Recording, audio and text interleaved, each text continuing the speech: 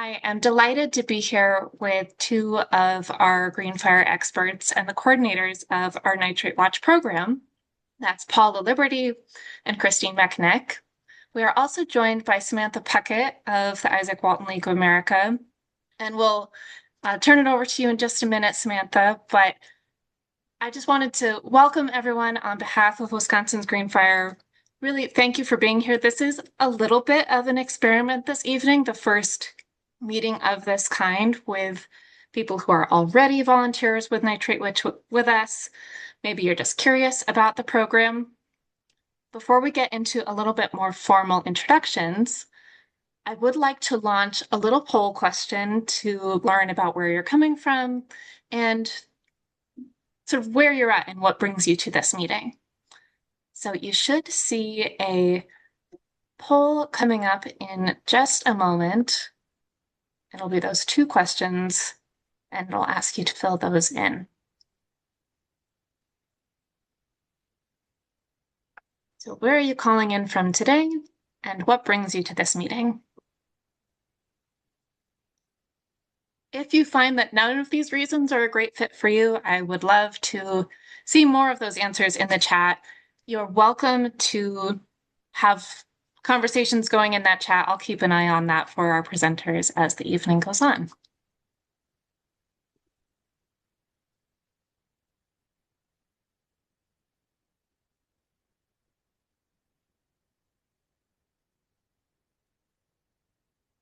Give folks just a few more seconds to fill those in.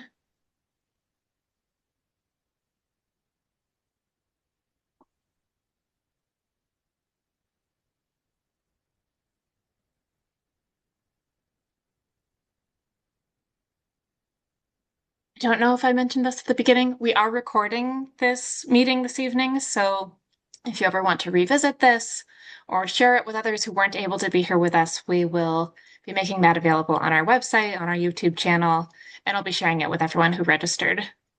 So I'm going to end the poll now and share our results. So I'm not going to be able to display where we're all calling in from. Maybe I can summarize that in the chat later on as we share some stories, but in terms of what brings you to the meeting, we're hearing quite a variety. Some of you are current Nitrate Watch volunteers, some who are just interested in becoming a volunteer, concerned about nitrate levels in your community and your water, want to connect with others, and some who are just curious. So I will stop sharing there, and I will turn it over to you, Paul. Would you say a little bit more about yourself, your role in Wisconsin's Green Fire, and a little bit about your role in Nitrate Watch specifically? Well, hello, everybody. I suspect that you're all here to maybe do a small part on a really big problem, which is nitrates in Wisconsin. I'm a guy who likes going outdoors and figuring out what's going on in the lakes and streams and with wildlife. And I was fortunate to be able to do that professionally for DNR for 36 years, mainly in water programs. And I'm finding that in Green Fire, I can continue to do that. And I'm currently the coordinator of the water resources efforts within Green Fire. And I'll be sharing with you some sampling experience I've had as I'm starting up in Nitrate Watch myself. Christine, why don't you go next? Chris Mechnick. I am a retired groundwater scientist. My main interest in groundwater is the public health aspects of it, and I spent most of my career helping people get their drinking water tested and understanding what the results meant. And I am Paul's partner in crime in this Nitrate Watch program that we've launched. We're very excited to have so many people interested in doing this. Not only for the crowdsourcing of the data, which I think is really important, but also for the engagement, for more and more people understanding this problem, having a personal stake in it, seeing what it's like in their own community, and trying to make a difference about it. So Sam, could you please introduce yourself also and tell us a little bit about your role in Nitrate Watch? Sure. Hi, everyone. I'm Sam Puckett. I'm actually calling in from Maryland today because I'm the Clean Water Program Director at the Izaak Walton League of America, and we're headquartered in Gaithersburg, Maryland. So we launched the Nitrate Watch program in 2023, and we administer that program. So when you order new Nitrate Watch kits through the mail, they come from my office, and I'm boxing those up. So typically, a lot of you have probably heard from Heather Wilson, who's our Midwest Save Our Streams coordinator, and she's kind of the one who's always spearheading this program. She is on maternity leave for the next couple months, so I'm filling in her role. Very exciting for her. She had a little boy a few days ago. So I'm filling in her role, just, kind of holding down the fort until she gets back and hopefully not messing up any of her hard work in the meantime. A little bit of background for you all just on the Nitrate Watch program. The way Nitrate Watch was launched was we actually started a salt watch program in 2018 because we had a massive road salt spill in front of our headquarters that spiked our chloride levels really, really high overnight. And we realized in that moment that it was going to be a massive issue that we wanted people all over the country getting involved with and easily monitoring. And so that's where that crowdsourced monitoring model was born. And we were mailing test kits through the mail, just as we do with Nitrate Watch. And then as that program evolved, we started thinking creatively of okay, what are the other very pressing water quality issues that our folks are engaged with, whether they're existing volunteers or places where we have lots of Izaak Walton League members or whatnot. And the Midwest came to mind with the massive ag pollution problem that you all are facing. And so that's where then Nitrate Watch spiraled from. We did a little bit more homework before launching that one. Salt Watch we did kind of on a whim because it's an easier on an individual basis problem to tackle. We wanted to do our homework before launching Nitrate Watch. But I just want to thank you all for being engaged because, without our great volunteers across the country, these programs don't hold as much weight. And so we really appreciate you all working hard, getting the data in, getting out there and monitoring. And I am here to help as you need it as well. Thank you very much, Sam. And thank you for all that work getting those kits out to us. That's been huge and such an important part of making this happen on the ground. So really appreciate you and Heather. Before I turn it back over to Paul to share his slides and present some more information, I just want to give everyone a heads up on how the hour will unfold this evening. Now that we've heard a little bit about who we are, including, you're welcome to say more about yourselves in the chat.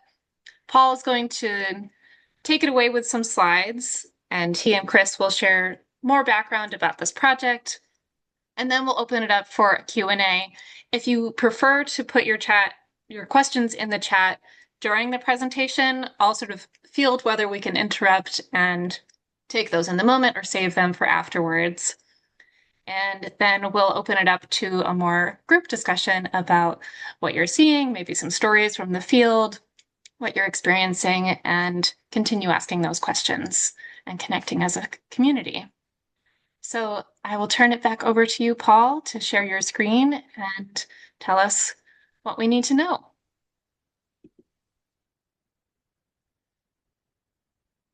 Okay, I'll get this turned up here. Good. If you can see that all right? Wonderful. Yeah. Well, I'm going to start out with our land acknowledgement statement that as we manage and investigate the state of Wisconsin, we like to do that in partnership with the tribes, and so we always include them. And all of our actions that we take, we try to make consistent with our mission and our vision, and here they are, and you can see that on our website. So I'm not going to spend a whole lot of time on that.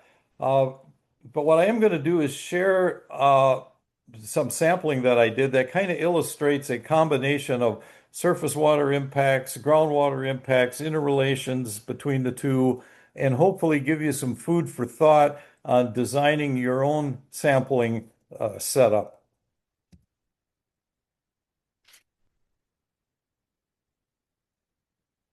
Let's see. There we go.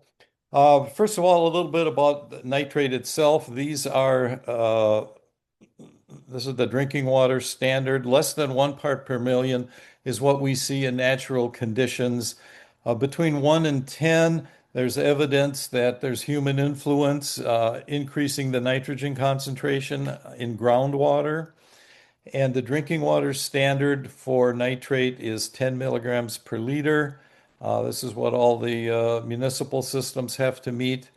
And it's important to recognize that that number, 10 parts per million, was established a long time ago, and it's primarily based on 60-year-old science.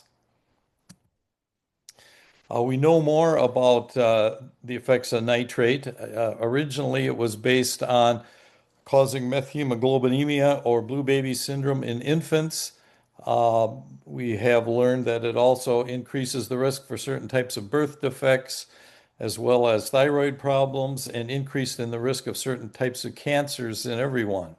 And this is also associated with drinking levels below 10 parts per million in that 1 to 10 range. And we've got quite a bit more information on health effects on our YouTube channel, and there's a link to that right below. And at some future session here, we may have Christine give a talk specific to the health effects of nitrate. So much more to be learned there. Nitrate also affects lakes, streams, and wetlands by stimulating plant growth called eutrophication. It does that in concert with phosphorus. Can deplete the oxygen, killing fish and other organisms. Can be out and out toxic to aquatic animals at a high enough concentration. And it degrades wetland and plant communities.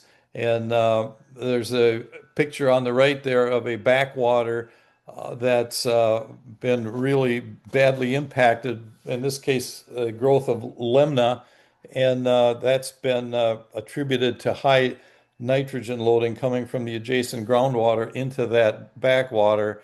And maybe that's another future session we can talk about specifically how nitrate affects surface waters. I'd like to just give you a little background on what factors contribute to where you find nitrate problems in Wisconsin. On the far left there, you see coarse textured surface deposits. They very quickly pass any applied nitrate through the soil into the groundwater, and that's a consideration on where you find nitrate problems. Then moving to the right, the fractured bedrock is another way to quickly move anything applied to the surface into the groundwater. And the far right is depth of bedrock, and that's another important factor in determining where you find nitrate in Wisconsin. But the big one is the green one, and that's the distribution of agriculture in the state. That's where most of the nitrate comes from, and you have that coupled with those other three factors, and that's where we tend to find our nitrate problems. And here is a depiction of the private well sampling data for the state compiled by Stevens Point, the University at Stevens Point. This is the percent of wells that are above that 10 part per million standard, and the red is the highest areas. More than 25% of the wells are above the standard. So you can see the distribution around the state and, begin to place yourself as to where you are in relation to what's going on in the state. And on the left here is GIS-based modeling that has been done that puts all these four factors together. The natural, soil, and geologic factors and the land use distribution in the state. And it predicts where you're most likely to see a nitrate problem. And you can visually compare that to the map on the right that I showed you before of where groundwater problems have actually been documented by well sampling.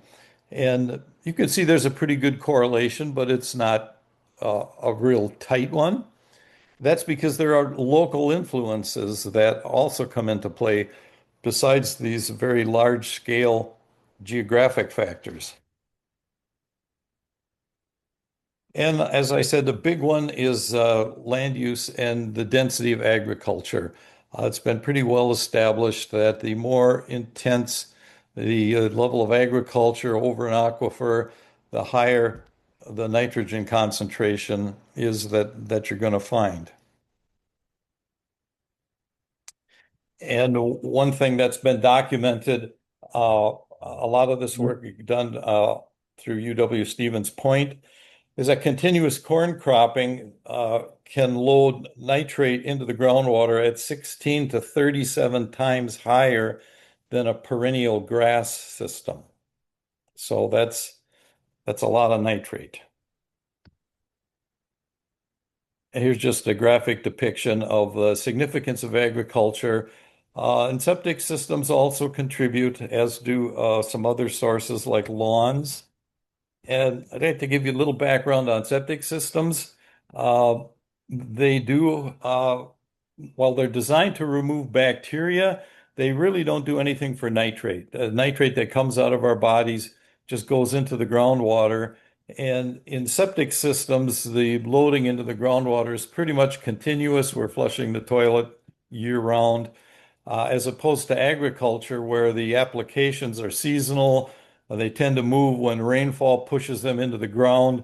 And so the loading into the groundwater from agriculture tends to come in pulses, whereas the loading from septic systems is more continuous. But just to give you a feeling for scale, uh, the question is, well, how many residences and septic systems would you have to put on 40 acres to equal the loading of a cornfield, all else being equal? And the answer to that is 66 residences on 40 acres to load the groundwater the way a cornfield does. Again, everything else being equal, soils and bedrock and all of that. So that gives you some perspective on how the two compare. And I mentioned local factors, how the well is constructed, how deep it is, casing depth, and a bunch of other things contribute to whether you're going to have a nitrate problem or not. And you can see in this situation, the deeper well is actually the one that is intercepting the nitrate plume, which is heading downslope and into the stream. And you can envision what would happen if that source, that cornfield, was moved closer to the houses, how it might change which well got impacted. So there are local influences that come into play. That's why the modeled map doesn't exactly match the actual experiences of people, because this sort of thing is going on. And we're going to be sampling, and many of you have already, and we use a colorimetric method. We use it visually, but if you send it into a laboratory, they use the same procedure, colorimetric, only they put it into a spectrophotometer, and that gives a much more accurate reading than we can get just visually. But I wanted to tell you about a couple other ways that nitrate gets measured. On the left is a continuous monitor that would be installed in, let's say, a municipal utility that was running a treatment unit to remove nitrate, and they need a continuous record of how much nitrate is moving through the system. And so they would install something like that so they can react to any changes in the system. They know if they're having breakthrough of the nitrates.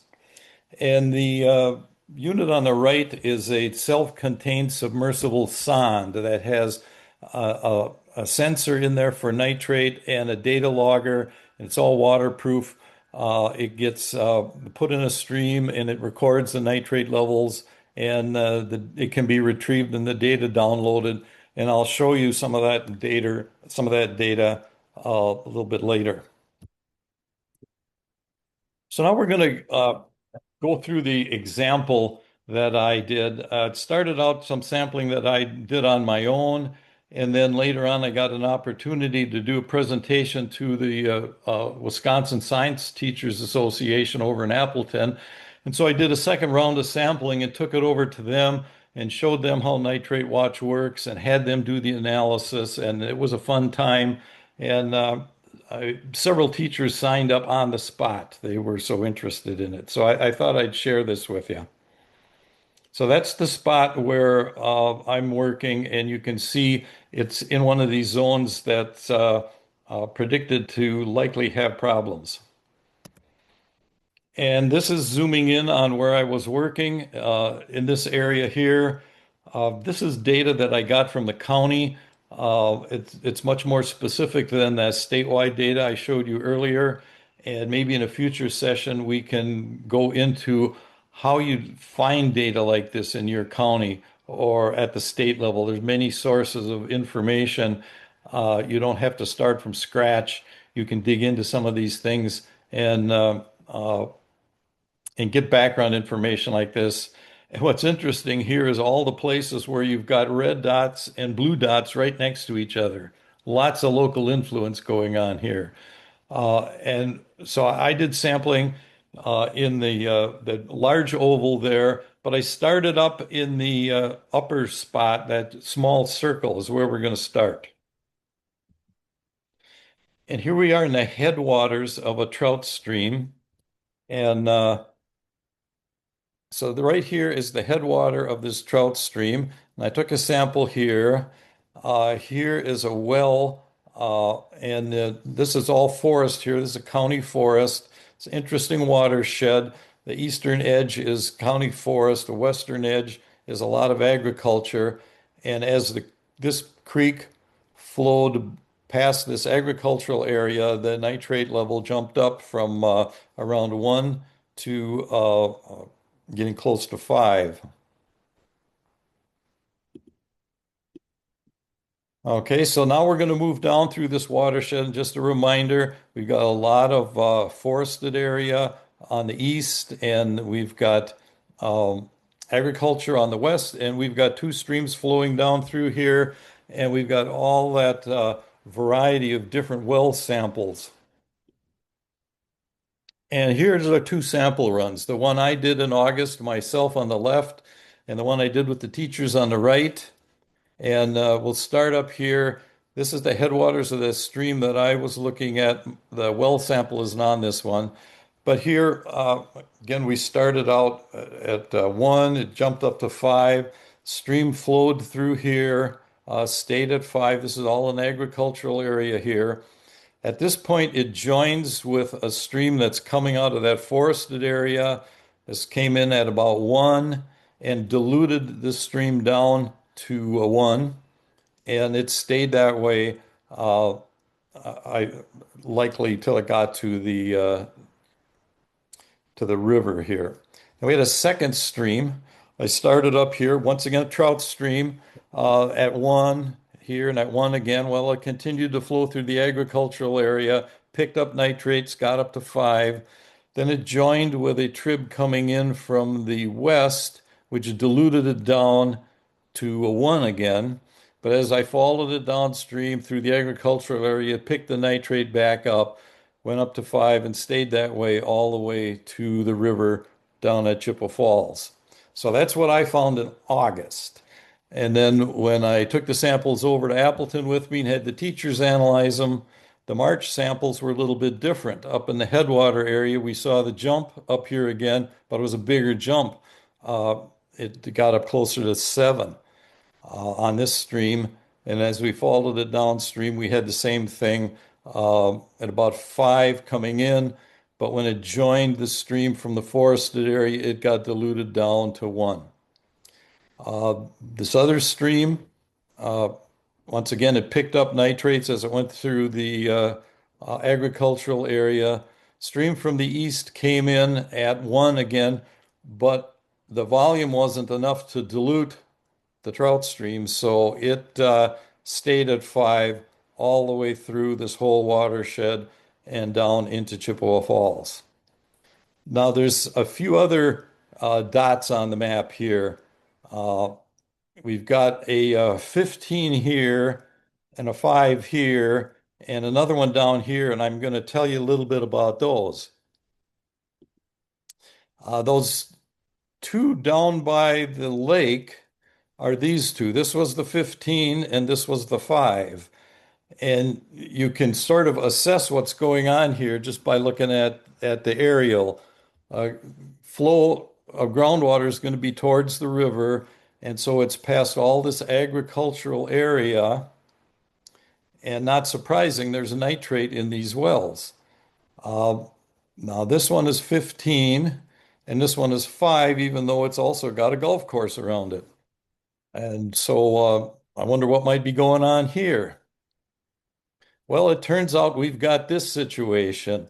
The one that's at 15 is a shallow well, and it's close to the river, and it's an older home. And the other one, the 5, is a newer home. It's a bit farther away from the lake, and it's got a deeper well. And in this case, the plume is just this well just catching the lower edge of the plume probably, and this well is in the full impact. So that appears to be what's going on in those two samples. And uh, this family here, who's got 15 parts per million, currently has a reverse osmosis treatment unit under their sink, and they're treating their drinking water. But the interesting thing is when they bought this place in the 1990s, it tested below 10, and then they never tested it again until a couple of years ago when they discovered it had gone up to 15 and they put the treatment unit in. It's a good case for you really shouldn't wait 20, 30 years in between water tests. You should really test it a little more often than that. Well, if So I could here's interrupt you for a moment as you're thinking about these sort of locations on the landscape, we have a question about how do you know the distance of when to take another nitrate sample? And this is related to a research this person is doing next semester. Well, in terms of distance, if you're talking a stream, I mainly focused on the tributaries, above and below, where a tributary comes in. That's where things, if they're going to take a sudden jump, that's where they take a jump. Um, and the other one is just, you know, trying to be a bit frugal with the test strips and not take them packed too closely together, like to, be several miles downstream if there's no intervening tributaries. So if they're talking distance on streams, those are the things I think about. Okay. Well, in a bit of irony here, at the bottom of this watershed is the city of Chippewa Falls, which bills itself as the pure water capital of Wisconsin, and they celebrate Pure Water Days. Well, the nitrate level coming into their well field is averages 9.4 parts per million and occasionally comes in over 10. So they had to go through the expense of putting in ion exchange treatment in order to meet the drinking water standard. And even after they run it, they still deliver water at the tap at an average of 7.3 parts per million. So it's rather interesting. And another dot I had at the lower right-hand corner of my graph was a well sample I just recently took for a person who lives in Chippewa Falls, but had a cabin east of there and wanted to know what was going on in the cabin. So I did the water test, and it came out 2 parts per million.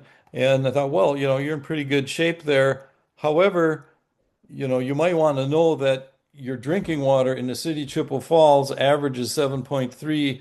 And if you're concerned about risk, you've got more risks at your tap in town than you do at your cabin. And that was food for thought for her. So you can get into some interesting conversations when you start doing this sampling.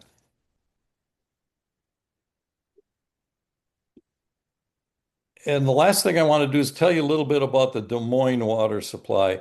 In Wisconsin, most places get their drinking water from wells, including the municipalities. The exception is along the Great Lakes, and I think Lake Winnebago have surface water intakes. But the Des Moines metro area, which serves 600,000 people, they get their drinking water out of a couple of rivers. And there's enough nitrate in those rivers that they have to put these huge ion exchange treatment units in to treat that river water at very significant expense. And because it's a river, the nitrate comes in much spikier fashion than it does in the groundwater. And this is the data from one of those sondes that's put in the river, and it monitors nitrate levels in the river.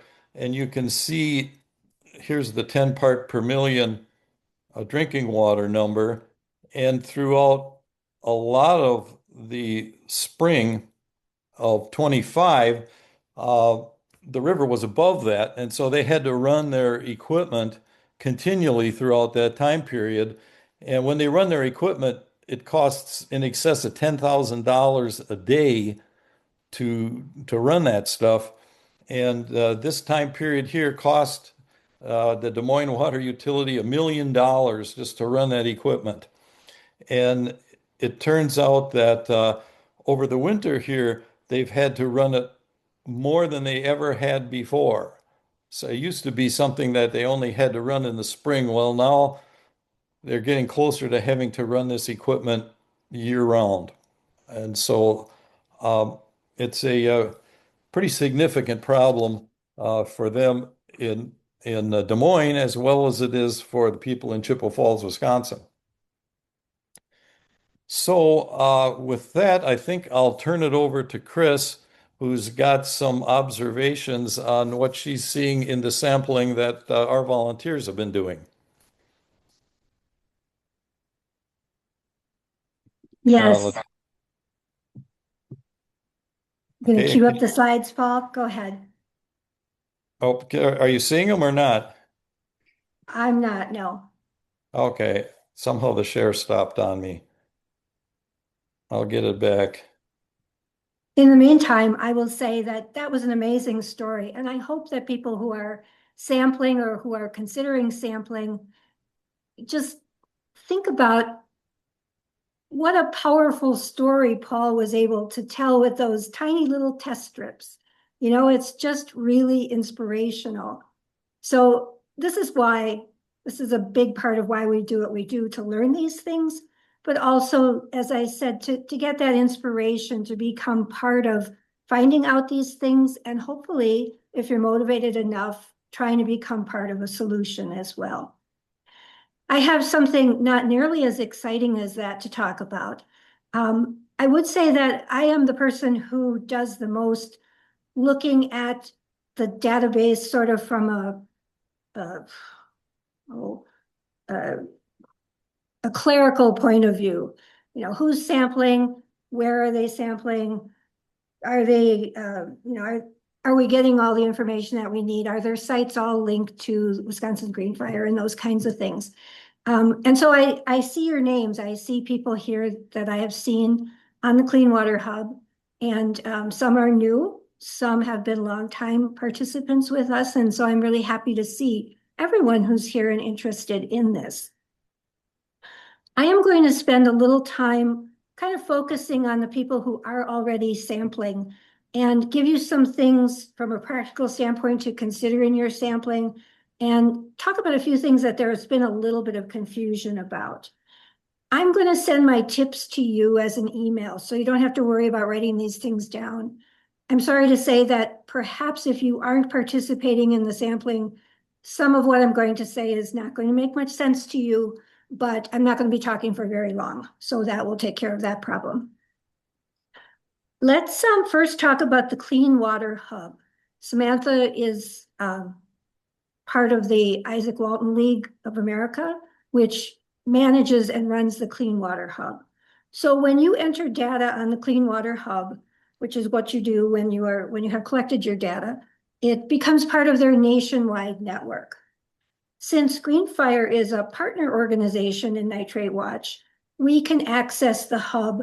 I can look at the sampling that you're doing, and I can create data summaries, and we can track the progress of the subset of the hub that is our own Wisconsin volunteers.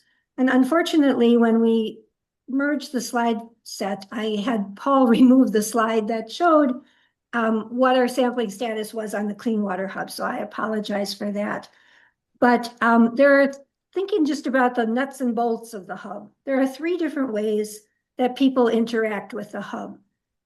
The process, in a very short summary, is you request the test strips through Wisconsin Greenfire, and they get mailed out by Samantha and Heather.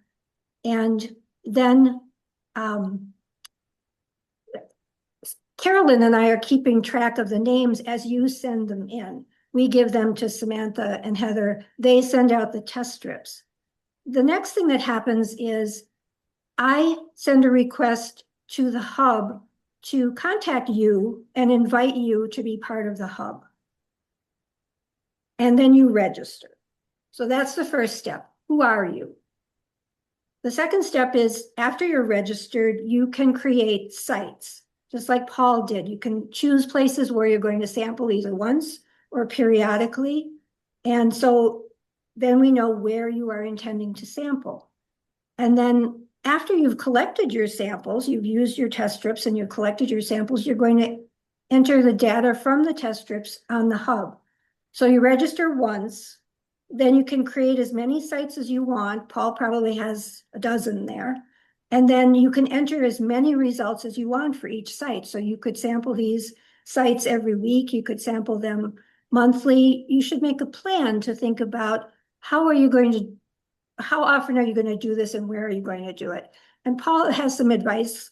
We have that on the website, and we can talk about that perhaps a little bit more in the questions. So Paul, you could please go to the next slide. So here's the slide or the picture that you'll get when you register on the hub. And so you're going to use the same email address that you used when you requested the test strips to start out with. You're going to give them your name, and then you are going to choose Wisconsin's Greenfire as your organization. That makes the connection between the data on the Clean Water Hub and Greenfire. And then every time you create a new site, you also have to enter Wisconsin's Greenfire there. So there's 3 times that you have to do that. You do it when you register, and then you do it when you create a new site. And well, the first step is you do it when you contact Greenfire and you fill out the form that requests the sample strips to begin with. So you request the strips, you register with Greenfire on the hub, and you register all of your sites with Greenfire each time when you first create them. So I'm not going to say anything more about creating sites tonight, but we do have a troubleshooting guide that some of you got probably in the late winter. And I think I'll send that out again to everybody just to kind of clarify some of the steps in creating sites. And actually, the national organization has some good information on that as well, and I'll be sure that we link to that. Next, please, Paul. Okay, now we're going to talk a little bit about collecting data. Some of you have noticed, because I see it in the data that comes in, that it is possible to take a nitrite reading at the same time as you take a nitrate reading. We really don't tend to focus on that because nitrate is such a huge problem. But I would encourage you to do that if you can. If you see where the arrow is pointing, there is a second little pad that can change color on that test strip, and that's where the nitrite reading will be made. Most often, it's going to be disappointing. It is going to be 0 because, well, that's a good thing, though, because nitrite is a very unstable compound. And if it's exposed to the atmosphere, it's going to very quickly change to nitrate, and it's not going to be found there. If you found a significant amount of nitrate, that would mean that the source of the contamination was probably large and was probably very close to the spot where you're sampling. So that would be something that would be significant, and it would be worthwhile to capture that information. Next, please, Paul. This is the site that you will fill out when you are submitting a Nitrate Watch reading. You've taken your sample, you've tested your strip, now you're going to submit the data. And so you're going to have a date that you took that sample. You're going to have the box where you can enter your nitrate data. I entered 0 on this one because I want to remind you that one of the zeros are data too. Sometimes people think, oh, there was nothing there, I don't need to enter anything. It's just as important to know where nitrate isn't as to know where it is. So remember that zeros are data. If you get a 0, enter it there, or whatever number you get. We have this part about we need to know how long it's been since it rained. And sometimes we don't remember that if it's been a while. Sometimes we don't enter our data right away, and so we don't remember, oh, last week, how long had it been before it rained, or since it rained before I took my sample. We have some instructions for you on using a website or an app that's called Weather Underground. So you can go back in time for your site, and you can see when the last time was that it rained at that site, and you can have accurate information to enter there then. Also, the test strips have an expiration date, and Heather clarified for me that those test strips are good until the end of the month. So mine expire 6 of 26. I have until June 30th to use them. And actually, you can still use them afterwards, but if you do, then your data will be flagged as being possibly unreliable. And you don't want that. So you want to get fresh test strips when they come to the end of their time. You see that in the comment box, I have put nitrite 0 parts per million because that is data and because that is the place where we're going to record our nitrite result. So a few other things to think about with sampling. Ideally, sampling a site isn't one and done. That could happen. You might be on vacation, see an interesting spot, want to take a sample, never go back there again. That's one kind of data. All data is good data, so never forget that. But you can see what you can learn from sampling a spot repeatedly. As Paul showed, when you sample during different seasons, or when the water levels are high versus low, when it's been dry versus rainy, when different land use practices are going on, when the farmer is spreading manure versus when he's not. You can learn a lot about what affects local water quality. So I think that's it for that part. Yes, we are finished with that part. So the next thing that we're going to do is see if Samantha has any comments on the actual mechanics of what I said. And if not, then we're going to turn it over to Carolyn, and she's going to moderate the questions and answers for us. The only thing I would add is in the top, when you're at the Clean Water Hub, cleanwaterhub.org, in the top right-hand corner, there's a help button. And that gets you 2 things. One, we've written tons of articles on like different scenarios. There's FAQs, issues that people have run into. And then there's a whole Nitrate Watch user's guide in there. So it'll give you the very specifics about how to enter your Nitrate Watch data. So I would say start there if you have a hiccup. And then in the bottom corner of that help page too, there's a little chat box situation where you could send your question in.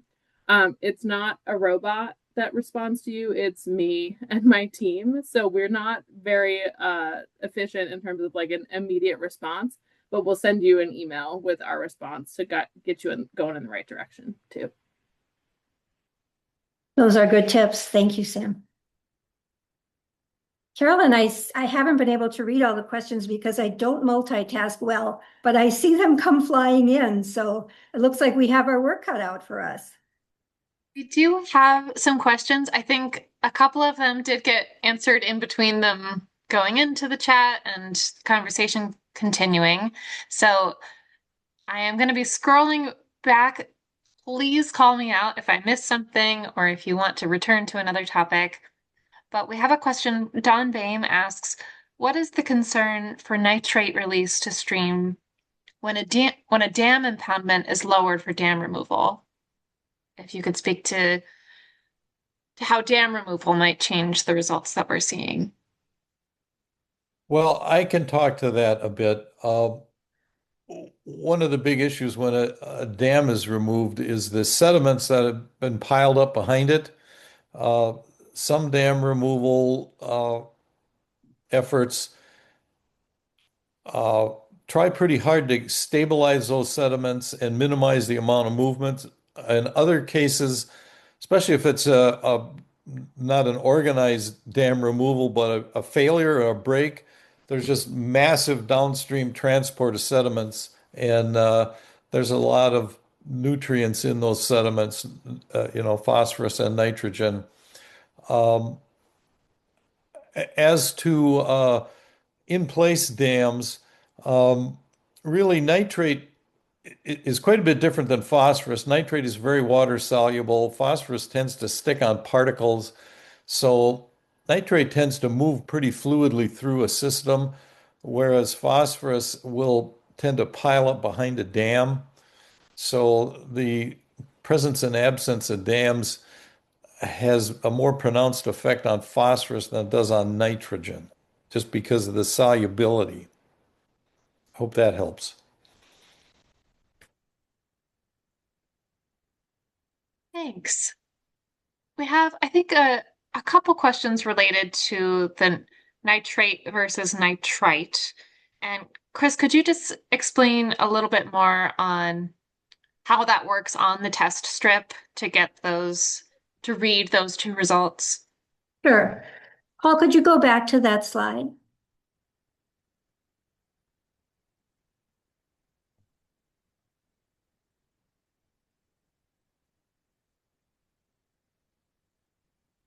I'm working on it.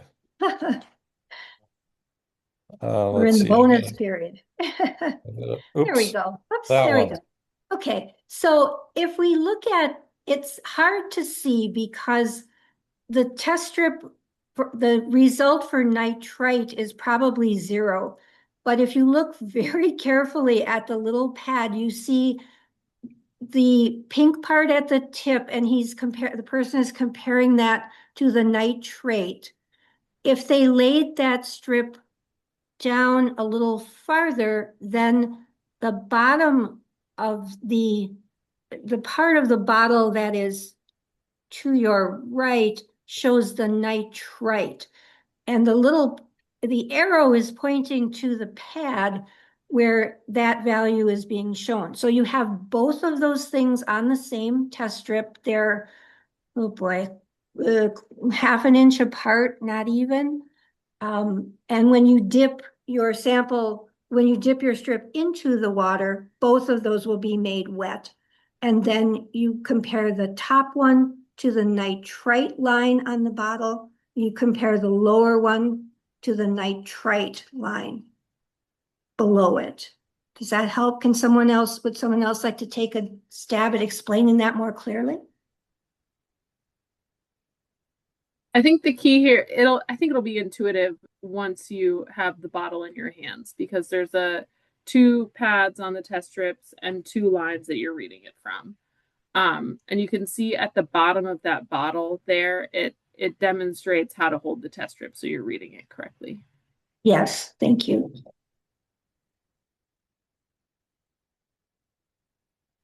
Another question that's come up that I think we've at least somewhat answered in the chat was, can we access a map to see if sites are already being monitored?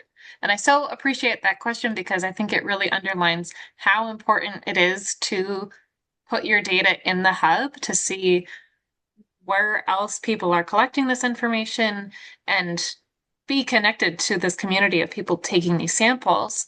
So we've got a few links in there on where you can view those maps, but Samantha, would you add a little bit more about using those maps and viewing those sites?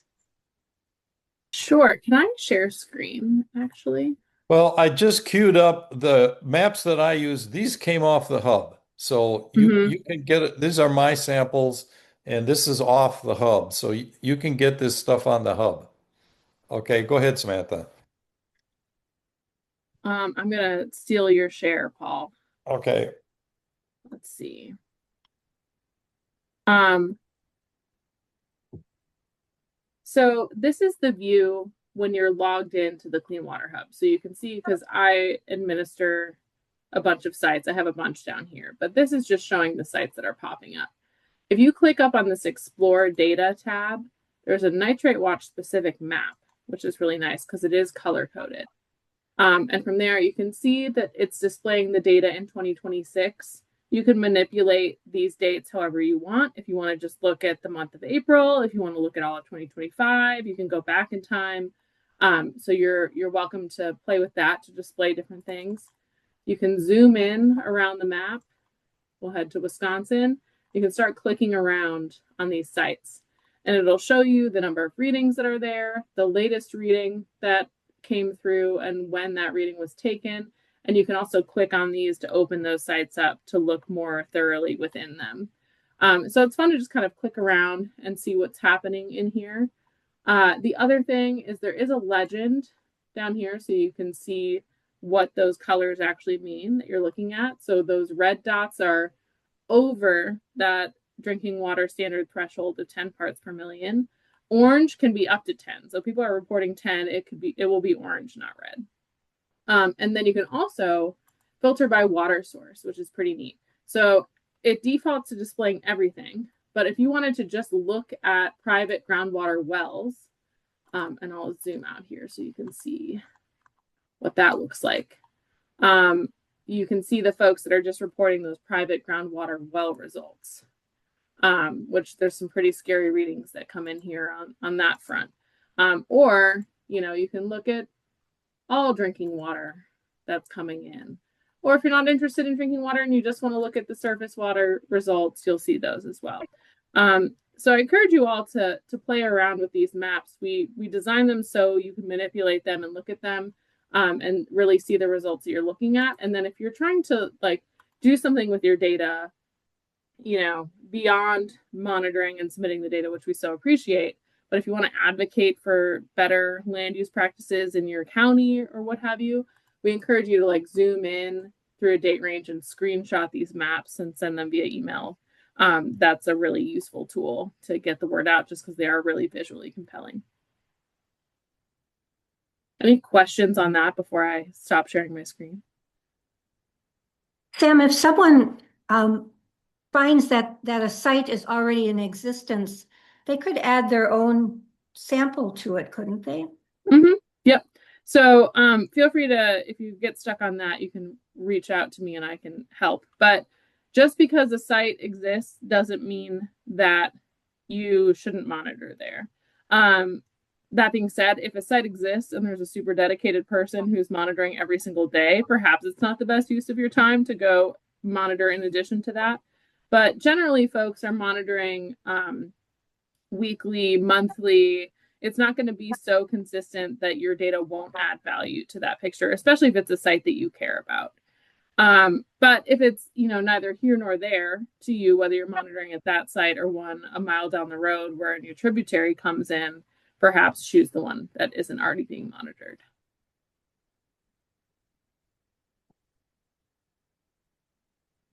Thanks, Sam. I want to make sure we leave a few minutes in case someone really wanted to share an example or an experience that they're having as a volunteer. But what you said about advocating, I think, is a really important part of this that we haven't really touched on tonight. And I think that is part of our goal at Wisconsin's Green Fire, is that we are filling in the gaps in understanding what's going on with nitrate in our waters and our communities, but also a hope that as volunteers that we're feeling more confident about these issues, feeling like we can engage in what that means in the advocacy landscape. So I don't know if you'd like to add to that concept, Paul or Chris, but that is part of what we want to do as an organization that is very interested in science-based policy and wanting to make this kind of effort involved in our political decisions. Well, I recently set up a table at an Earth Day event and was offering free water samples.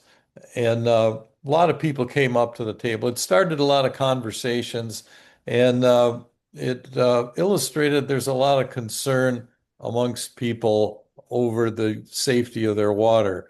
Um, PFAS is, big in the news right now, but nitrate is by far a much more uh, uh, broad problem than PFAS. Uh, Recently, it was estimated that 1 in 5 people in the country are drinking water with enough nitrate in it to be a health concern. I mean, it's a big deal. And just getting out there and sampling and talking with friends, and I mean, all these well samples I took were just people I knew or people I ran into when I sat at that table who were concerned about their well and couldn't remember the last time they might have had it sampled, maybe when they bought it. Uh, and it's a good way to start conversations.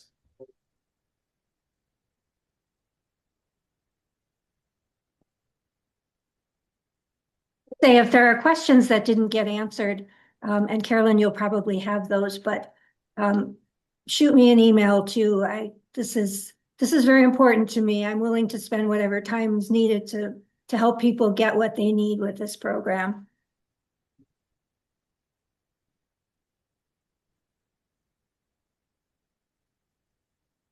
We have just a couple more minutes before the top of the hour. Does anyone have an experience that they want to share from sampling or being a Nitrate Watch volunteer?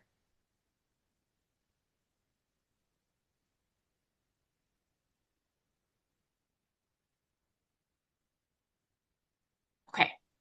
Uh, I do see one more question coming up about, oh, actually two. Are we going to get an email with everyone's contacts? You will definitely get contact information for those of us behind this at Wisconsin's Greenfire. And Sam, is that okay if I include you in that as well? Okay, thank you. And then a question, if I sample a couple sites in Starkweather Creek, can I also sample my own Madison drinking water?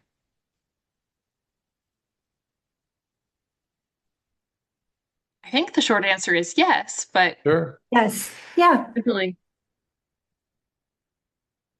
you'll just be creating a couple of different sites then. well, maybe we will turn it over to you, Don. I see you have your hand up to share a very quick story.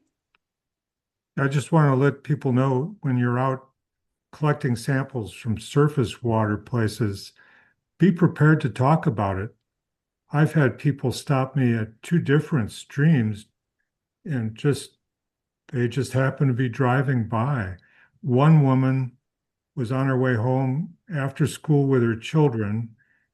They lived up at the next road. I'm climbing out of the ditch with my sample. And she asked me what I was doing. And I told her while I was here taking a sample for Nitrate Watch. And she thanked me for sampling that local stream. And I was able to show her what the results were right away. But be prepared to talk to people when you're out, even in the middle of nowhere. And thanks for participating. Mhm.